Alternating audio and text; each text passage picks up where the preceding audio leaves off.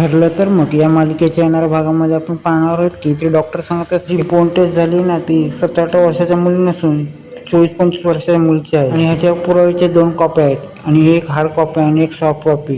आणि कोणी चोरायचा प्रयत्न केला ना तर दुसरी कॉपी आपल्याकडे असू शकते. याच्याबरोबर डॉक्टरने आपलं डोकं वापरत जो वडबॉय असतो ज्याने हे सगळं बदलायचं काम करत असतो तो घाबरला असतो, कारण त्याला माहीत असतं की मी काय ह्याच्यात काय फेरबदल केला तर ह्यांच्या तावडीत सापडू शकतो. तिकडे महिपण आणि सचिन ह्याला फोन करत असतो पण तो महिपण आणि सचिनचा फोन उचलत नाही. ते दोघं हॉस्पिटलमध्ये येतात पण हॉस्पिटलमध्ये यायच्या आधीच डॉक्टरनी अर्जुनच्या मेलवर हे सगळं पाठवलेलं असतं.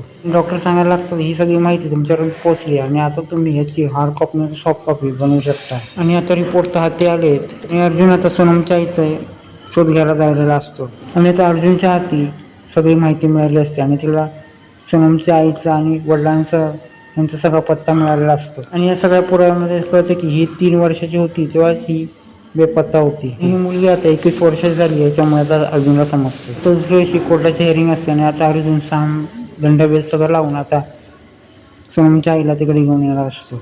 आणि या सगळ्यामध्ये सोनमच्या आई खूप महत्त्वाचे असतात, त्याशिवाय कोर्टाचा निकाल पटवू शकत नाही.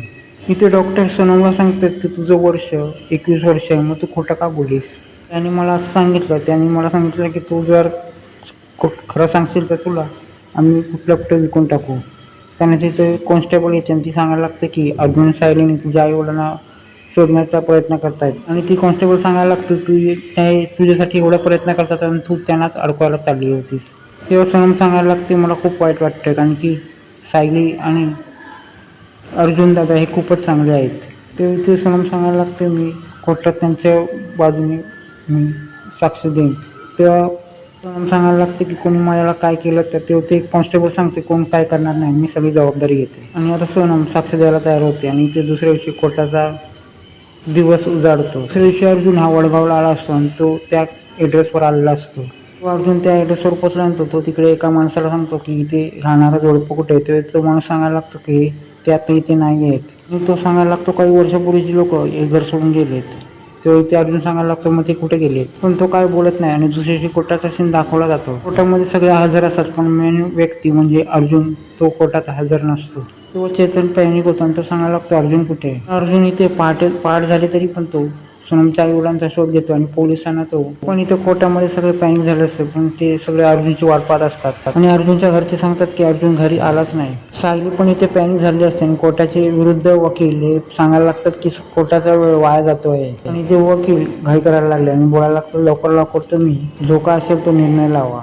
इकडे राकेश कोर्टामध्ये वेश बदलून आणला असताना त्याचं वेगळं कारण असतं. ते चेतन सांगायला लागतं की अर्जुन सोबत जर लवकरात लवकर आता कोर्टात येतात त्यामुळे आम्हाला थोडाफार वेळ द्यावा. तेव्हा जज सांगायला लागतात आपण 20-30 मिनिटं देऊया आणि अर्जुनची वाट पाहूया. 20-30 मिनिटं झाल्यानंतर इथे सगळे पॅनिक झाले असतात. त्या टायमामध्ये त्या अर्जुनने धमाकेदार एंट्री केली असते. आणि अर्जुन सांगायला लागतं अजूनपर्यंत जे पण पुरावे दिले ते सगळे खरे आहेत. हे पुरावे देत अर्जुन सांगायला लागतो सायली अटक होण्याच्या लायकीचीच आहे. आणि अर्जुनचं हे सगळं बोलणं ऐकून कोर्ट सगळं शांत झालेलं असतं. हे सगळं बोलायला लागतं अर्जुन हे काय बोलतोय. आणि अर्जुन बोलायला लागतं हे सगळे पुरावे खरे असतील तर, आणि हे सगळे खोटे पुरावे करण्यासाठी माझ्याकडे बरेचसे पुरावे आहेत. आणि अर्जुनने आता हे बोन रिपोर्ट आणि ब्लड टेस्ट रिपोर्ट समोर आणलेले आहेत. पण हे विरुद्ध पक्षाचे नेते हे सगळं हे मान्य करत नाही. ते बोलायला लागतात अर्जुनला हे सगळं तुम्ही खोटं बोलत आहात. आणि अर्जुन सांगायला लागतं हे सगळं मी सांगतोय ते सगळं खरं आहे.